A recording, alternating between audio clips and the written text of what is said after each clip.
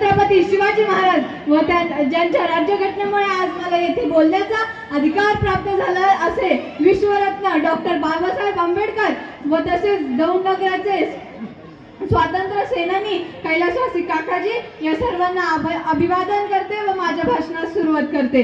नमस्कार, मी दिव्या भगवान आव्हाड. असे म्हणतात की माणसाने सोन्यासारखे असावे, परंतु मी म्हणते की माणसाने सोन्यासारखे नसावे. कारण सोने हे गळ्यात राहते, सोने हे हातात राहते, सोने हे तिजोरीत राहते. माणसाने व्हायचं झाले तर परीस व्हावे, ज्याच्या संगतीत जावे त्याचे सोने करावे. असेच आम्हाला सर्वांना परिसा समान असणारे तुमचे आमचे सर्वांचेच लाडके सन्माननीय शेठजी यांचा आज वाढदिवस, तोही 80वा. आज 14 सप्टेंबर. दौंड अर्बन बँकेचे चेअरमन, बुजुर्गांचे प्रेमा तसेच दौंडकरांचे लाडके प्रेमा शेठ व तरुणांचे प्रेमा काका आणि सर्वांचेच शेठजी त्यांचा आज अभिष्ट चिंतन सोहळा, तोही 80वा. प्रफुल्ल होऊनी सपुष्प ठेले तोषोनी परिकाय बोले, प्रफुल्ल होऊनी सपुष्प ठेले तोषोनी परिकाय बोले, माझ्याच साठी फुललो न मी हे समस्ता प्रति सांगता दे, समस्ता प्रति सांगता दे. ह्या काव्यपंक्ती आदरणीय शेठजी यांच्या बाबतीत अतिशय सार्थक ठरतात. जन्मदिवस, वाढदिवस, त्यात मोठ्या माणसांचा वाढदिवस म्हणजे नेमकं तरी काय? प्रगल्भता, अनुभव संपन्नता, भूतकाळातील सुखदुःखांच्या क्षणांना भूतकाळात टाकत भविष्य काळाचे मार्गक्रमण करताना आलेल्या सुखदुःखांची बेरीज करण्याचा तो क्षण, जगण्याचा उत्सव. प्रत्येकाची रीत न्यारी तरह वेगळी, जगण्याचा उत्सव वेगळा. असे उत्सवाचा धबधबा असणारे आमचे आदरणीय शेठजी यांचा वाढदिवस दरवर्षी मोठ्या जल्लोषात साजरा केला जातो. परंतु तोही त्यांचा विरोध पत्करूनच, कारण त्यांना स्वतःबद्दलचा केलेला डामडौल सोहळा अजिबात पसंत नसतो.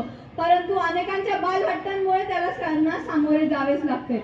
वाढदिवस काही येतच राहतात, वयाचं ओझं कधी वाटू द्यायचं नाही. वाढदिवस काही येतच राहतात, वयाचं ओझं कधी वाटू द्यायचं नाही. नव्या जोमाने नव्या आवेशाने जगत राहायचं, कारण त्याचे जीवन ऐसे नाव, कारण त्याचे जीवन ऐसे नाव. कुटुंब हीच सर्व शिक्षणाची पहिली शाळा असते, कुटुंब हीच सर्व शिक्षणाची पहिली शाळा असते. कैलासवासी काकाजी यांच्याकडून शेठजी यांनी सामाजिक, शैक्षणिक, राजकीय वसा घेतला. समाजसेवा हा त्यांचा छंद नसून एक त्यांच्या जीवनशैलीचा अविभाज्य भाग आहे. समाजसेवा हा त्यांच्या जीवनशैलीचा अविभाज्य भाग आहे.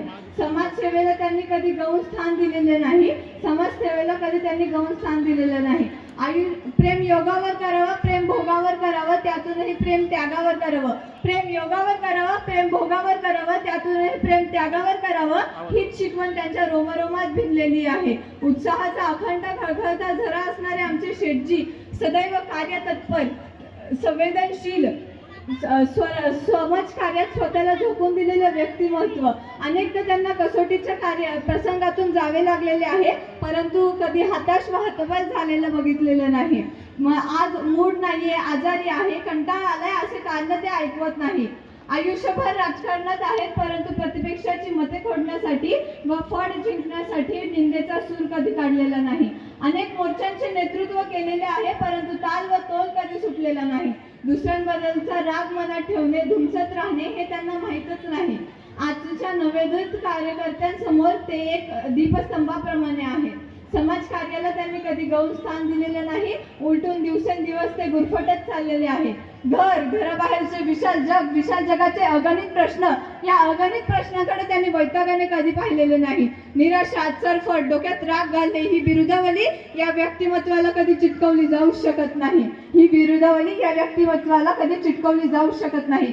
अनेक व्यापांच्या झंझाळात अडकलेला माणूस कधीच त्रस्त का होत नाही.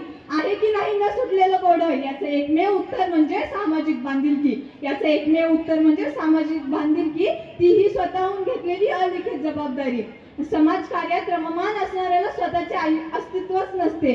सतत दिवसाचे 24 तास मनाची, घराची, कार्यालयाची दारे अविरत उघडी ठेवावीच लागतात. कोणाचा कौटुंबिक प्रश्न, कोणाची आर्थिक नट, गल्लीतला चिघळलेला वाद, कोर्ट कचेरी, सत्कार, धार्मिक कार्य, व्यक्तिनित्य प्रकृती, प्रत्येकाचा साधा प्रश्नही निकडीचा असतो, पण सोडवण्याची जबाबदारी ही ठरलेलीच असते.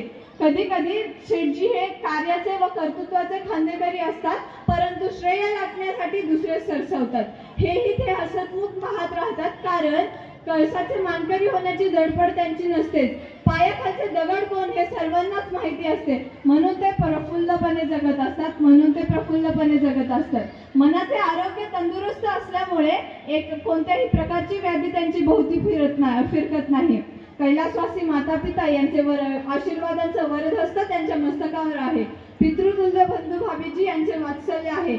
चाहत्यांच्या अगणित शुभेच्छा आहेत व आमच्या लाडक्या भाभीजी सौ चंद्रकला काकी यांची जीवनात भक्कम साथ असल्यामुळे त्यांच्या कार्याचा कक्षा रुंदावत जाणार यात काही शंकाच नाही. अकृत्रिमता हा त्यांचा स्थायी भाव, मूळचा गप्पिष्ट स्वभाव त्याला विनोदाची झालं. तुम्हाला एक गंमत सांगतो म्हणून बालपणापासून ते आतापर्यंतच्या गोष्टी खुमखास पद्धतीने सांगणार. आनंद मैत्री ही आयुष्याची पुंजी आहे हे सांगणाऱ्या शेटजींचा इतिहास अतिशय धडपडीचा आहे. आत्मप्रौढीचं दर्प कोठेही नाही.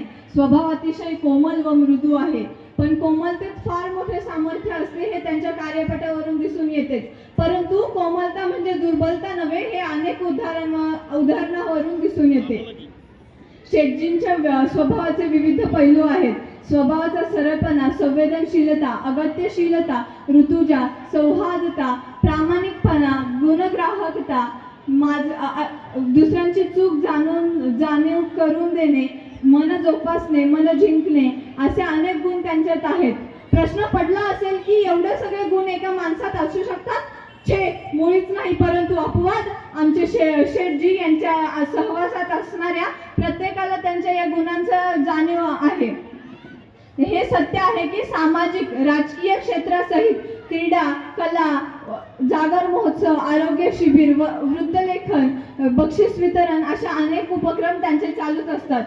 उत्तम वक्ता, उत्तम श्रोता, योग्य विद्वता व निरपेक्ष सत्ता पेलणारा हा नेता सर्व गुण संपन्न आहे, म्हणूनच लोकप्रिय आहे. आजच्या दिनी त्यांना वाढदिवसाच्या खूप शुभेच्छा. येणारे आयुष्य त्यांना सुखसोयीचे, सुख समृद्धीचे व निरोगी जावो ही आजच्या दिवशी सदिच्छा व्यक्त करते व जाता जाता या महान नेत्यासाठी एक छोटीशी कविता सादर करते. तुम्ही ज्योत आहात समयची, देवळातल्या गाभाऱ्याची सदोदित तेवत ठेवायची. तुम्ही झरा आहात निखळ निर्मल जलाचा, कड्या कपारातून वाहणाऱ्याचं, गोमुखातून वाहणाऱ्या धारेचं. तुम्ही आव्हान आहात न पेलणाऱ्या गोष्टीचं, न पेलणाऱ्या ओझ्याचं, न संपणाऱ्या कोढ्याचं. तुम्ही ज्योत आहात समयची, देवळातल्या गाभाऱ्याची सदोदित तेवत ठेवायची. एवढे बोलून मी माझ्या भाषणास पूर्णविराम देते. जय हिंद, जय महाराष्ट्र.